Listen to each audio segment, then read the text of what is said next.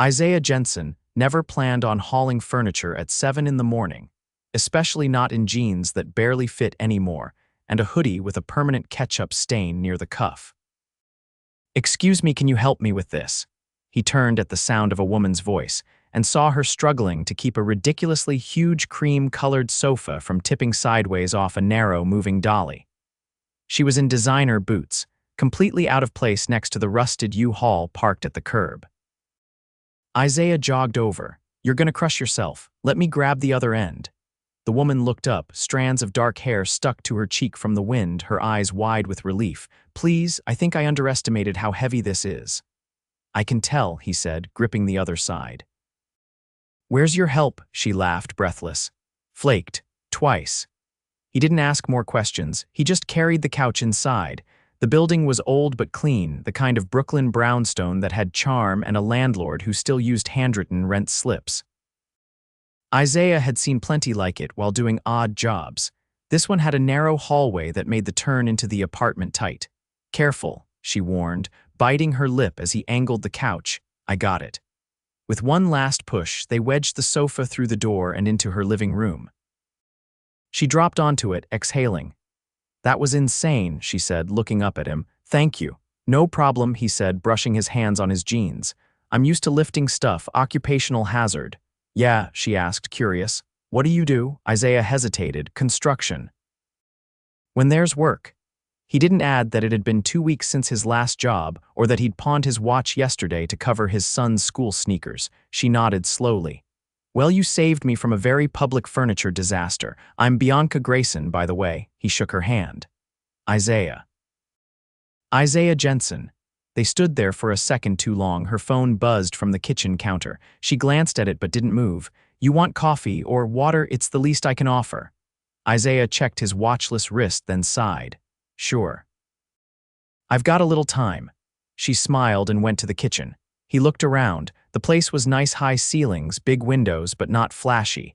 Not the kind of apartment a woman with designer boots would live in, but she didn't seem fake, just different. Bianca returned with 2 mugs and handed him one. "You have kids?" she asked, nodding at the crayon stain on his hoodie sleeve. Isaiah's mouth tugged into a smile. "Yeah, my son Zayden, he's 6, starts 1st grade this year. Single dad." "Yeah, his mom left when he was a baby." "It's just us," her face softened. "That's a full-time job," he nodded. "Tell me about it." They sat in the living room for 10 more minutes, talking like old friends. She didn't ask too much, didn't pity him, just listened. She had this calm energy that made him forget for a second how hard things had been lately. When he stood to leave, she followed him to the door. "You sure you don't want anything for helping?" He shook his head. "You offered coffee." "That counts." Bianca stepped closer, her voice a little quieter. "You've got a good heart, Isaiah." He didn't know what to say to that, so he just nodded and left. 2 days later, Isaiah picked Zayden up from school. The kid ran straight into his arms. "Dad, guess what?" "We're making volcanoes tomorrow," Isaiah grinned. "That's so." "Yeah, but I need baking soda and vinegar and red food coloring."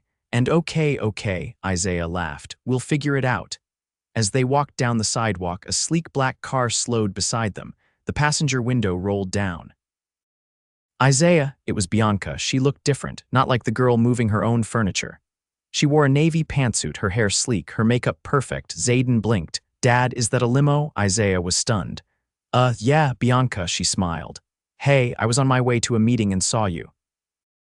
"Want a ride?" He looked down at Zayden, who was already nodding. "Sure," he said, still confused. Inside the car, Bianca glanced at Zayden.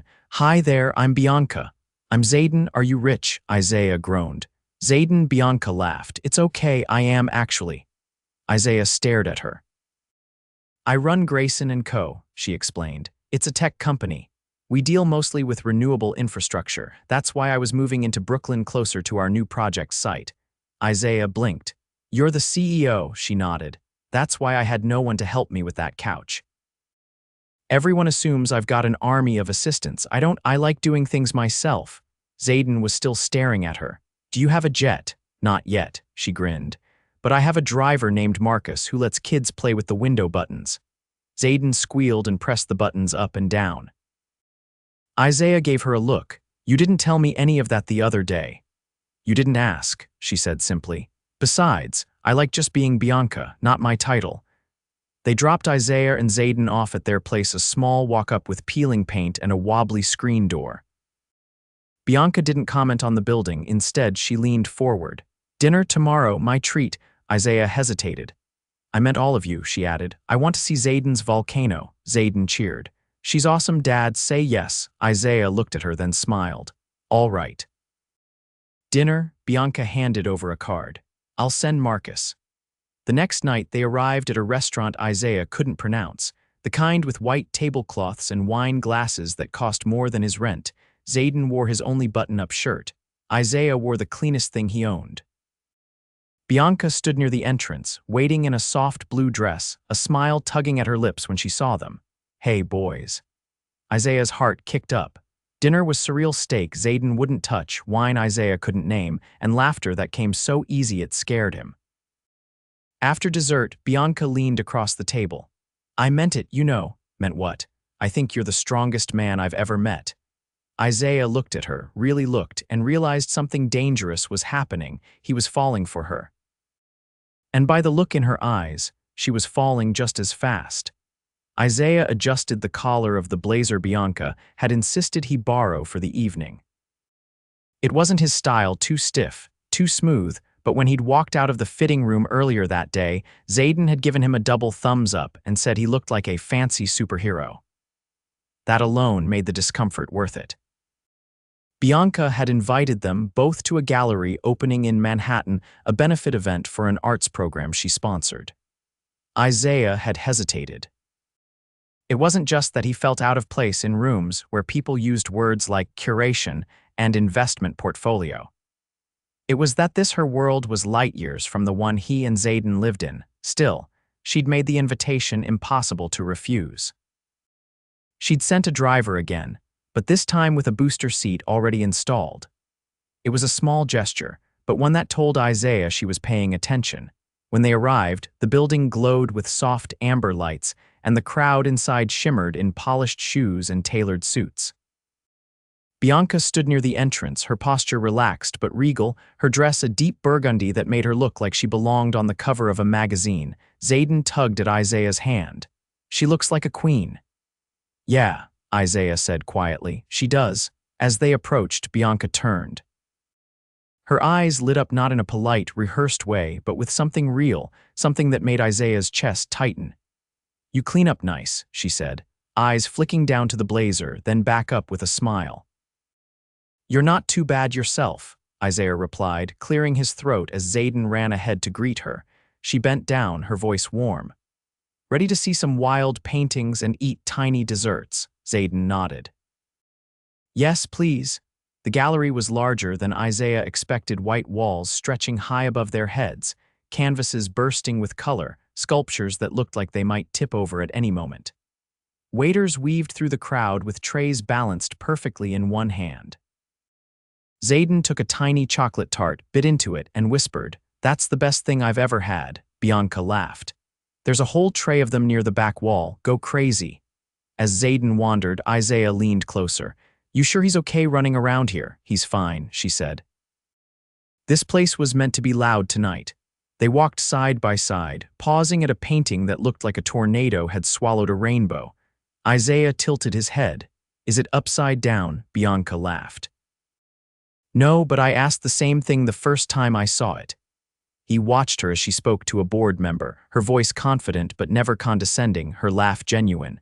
She wasn't acting. She wasn't trying to impress anyone. She already knew who she was.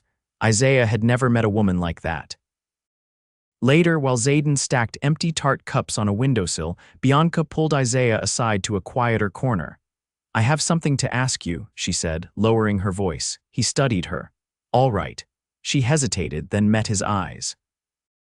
"Would you be willing to do some work for my company?" Isaiah blinked. "Like what?" "We're expanding a new facility in Queens. I'm not offering a handout. I need someone I can trust for quality work, and I trust you." He folded his arms. "You don't know me that well." She didn't flinch. "I know you carried a sofa for a stranger without asking for anything. I know you're raising your son alone and still show up for him every second. I know you listen more than you talk." And I know you've got pride, which is why I'm offering a job, not charity." He looked away for a moment, jaw tightening. "You're not worried about how people will see that. The CEO hiring the guy she just started seeing," she raised an eyebrow. "Who said I care what people think?" The silence stretched between them, thick and charged. Then he nodded just once. "All right, I'll take a look at the site." Her smile widened, but she didn't push further. Instead, she reached into her clutch and handed him a folded piece of paper. "Address and time. My team will meet you there." Across the room, Zayden waved with chocolate on his cheek.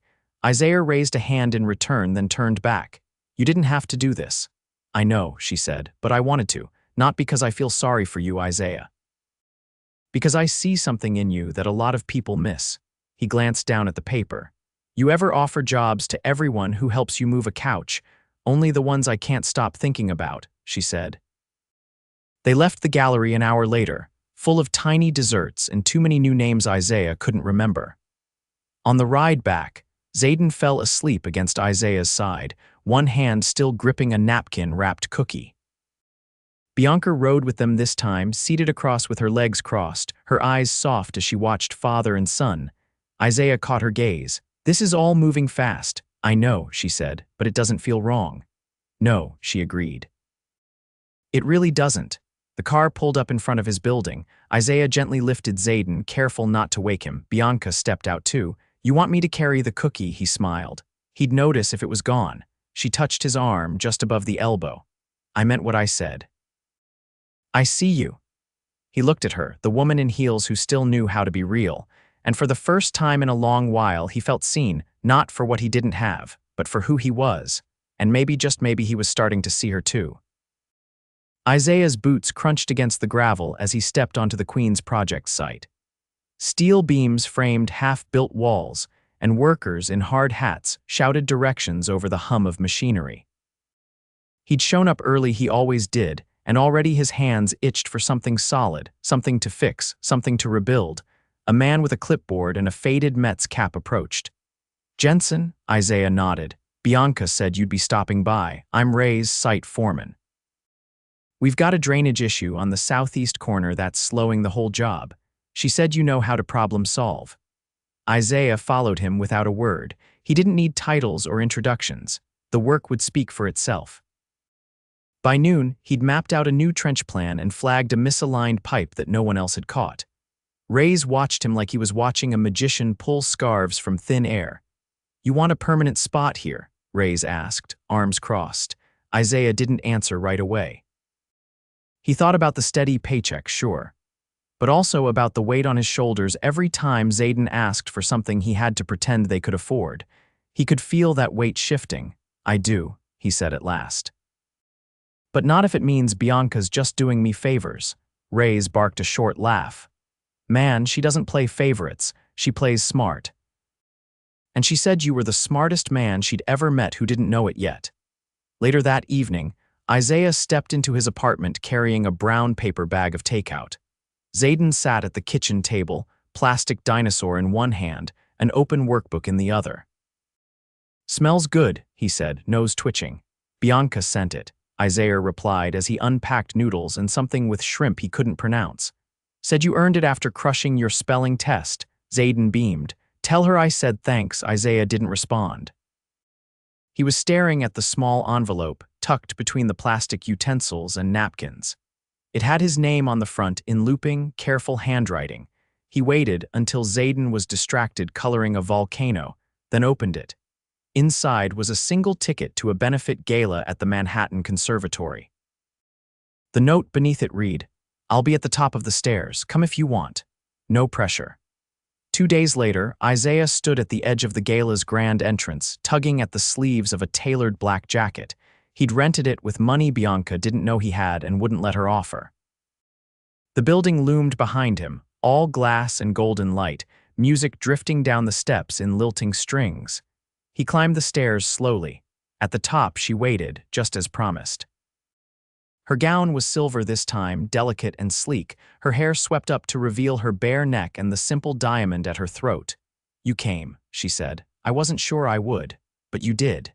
He looked past her at the glittering crowd. "You didn't need to invite me here." "I'm not one of them." She stepped closer, the scent of something soft and cool surrounding her. I didn't invite you because I wanted you to fit in. I invited you because I wanted you near me. He took a breath. You ever think this doesn't make sense all the time, she said. But I've made a career out of trusting my gut. And what does your gut say now? That we're both standing here when we could be anywhere else, she said. And that means something. They entered the gala together, and for a time, Isaiah was content to stay in the background. He watched her speak with investors and artists and city officials. She moved through the room like it had been built around her. And yet, every few minutes her eyes would drift back to him, as if she were checking to make sure he was still there. At one point she returned to him, 2 glasses of champagne in hand. You okay? She asked, handing him one. I've been worse, he said, clinking the glass lightly against hers. Want to know what I've been thinking about all night? Sure. The way you stood in that hallway the first time we met, like the world was on your shoulders and you still had both hands free to help someone else. He shook his head. I didn't do anything special. You did everything special, she said, and you keep doing it, every single day. The music shifted, slower now, the kind of melody meant for dancing. She raised a hand. Dance with me. He hesitated, then took it. On the dance floor, they moved in a quiet rhythm, her hand on his shoulder, his arm around her waist. It wasn't perfect. He stepped on the hem of her dress once, and she laughed so hard he lost the beat entirely, but it was real. For the first time in a long time, Isaiah wasn't thinking about what came next. He let himself feel it. The warmth of her body against his, the steadiness of her breath, the way her fingers curled a little tighter when the music swelled. When the song ended, she didn't pull away. I want you to know something, she said, voice low. All right. I don't care if this makes sense to anyone else. I don't care about timelines or what people expect. I care about what's real. And this, she pressed her palm to his chest, this is the most real thing I've felt in years. He covered her hand with his. Then let's stop worrying about what doesn't matter. From across the room, a photographer raised a camera. Isaiah flinched slightly, but Bianca didn't move. She leaned up, lips brushing his cheek. Let them see. When the flash went off, Isaiah didn't look away. He didn't hide. He was exactly where he wanted to be. The rain came out of nowhere. Isaiah stood beneath the awning of the cafe, Zayden's backpack slung over one shoulder and a paper bag of pastries in his hand.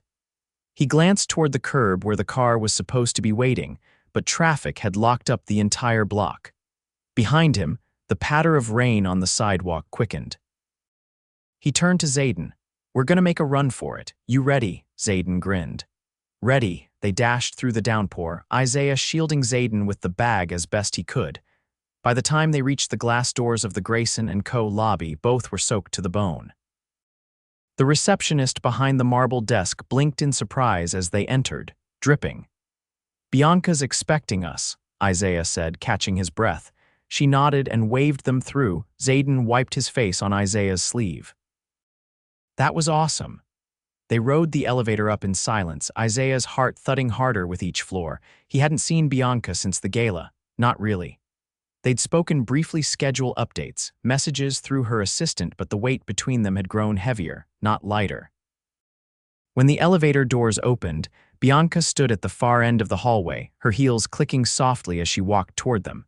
She didn't flinch at the sight of their soaked clothes. Instead, she crouched down and opened her arms. Zayden launched forward. We got caught in the rain. I can see that, she said, tugging him into a hug. You look like a puddle. Isaiah stayed back, unsure how to enter this new version of her world. Bianca straightened and met his eyes.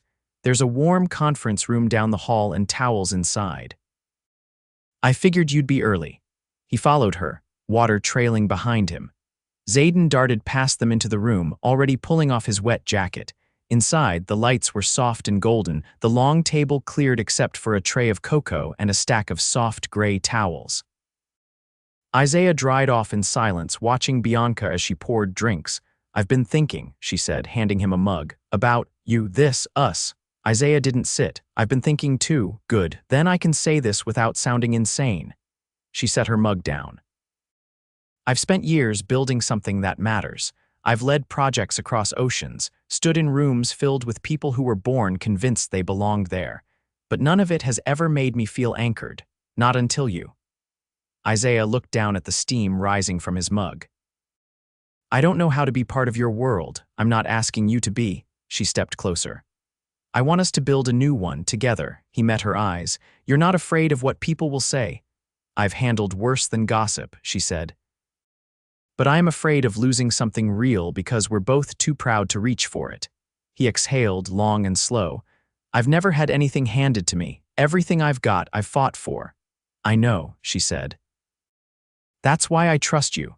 He moved toward her slowly, carefully, like stepping into unknown territory. I love my son more than anything, he said. His life comes first, then let's make his life better, together. Zayden popped up from behind the table. Are you guys gonna kiss or what? Isaiah stifled a laugh as Bianca covered her mouth, eyes wide. Zayden shrugged. You're already acting like you like each other. Isaiah reached out, pulled Zayden into his side, and looked at Bianca. You serious about this? I've never been more. Isaiah nodded, the last of his hesitation falling away. Then I'm in. Bianca stepped forward, her fingers finding his, and for a long moment none of them said anything. It didn't need words. That weekend, Isaiah stood at the edge of Bianca's rooftop garden, the city stretching like a living thing beneath them. The sun was setting, casting gold against the skyline. Zayden ran through rows of lavender and rosemary, chasing shadows with a toy plane. Bianca set down 2 glasses of sparkling cider beside a plate of fresh fruit. He's never this quiet. Isaiah watched his son, a soft smile tugging at his mouth. He's never had a view like this. Bianca leaned against the railing beside him. Neither have I. Not really. He turned to her, his voice low. You could have had anyone. I didn't want anyone, she said. I wanted someone with strength I could lean on, someone who didn't flinch when things got hard, someone who saw me as more than a title. He reached for her hand. I see you, Bianca. Every version. And I see you, Isaiah, not because of where you came from, but because of where you're going. Behind them, Zayden shouted, I found a worm, Bianca laughed. He's going to bring it inside, isn't he? Isaiah groaned. Absolutely. They stood there a little longer, the wind tangling her hair, the scent of basil and city air mingling around them. It didn't feel like a fairy tale. It felt solid. Earned, Bianca turned to him, her voice suddenly quiet. I want us to be a family. He didn't hesitate. We already are. Weeks later, Isaiah picked up Zayden from school in a truck with Grayson and Co. stenciled on the door. The radio played softly. In the passenger seat, a bouquet of sunflowers rested against a wrapped box. You think she's gonna like it? Zayden asked, swinging his legs. She'll love it, Isaiah said. They parked in front of Bianca's newly renovated townhouse, the one with the wide porch and the swing Zayden had begged for.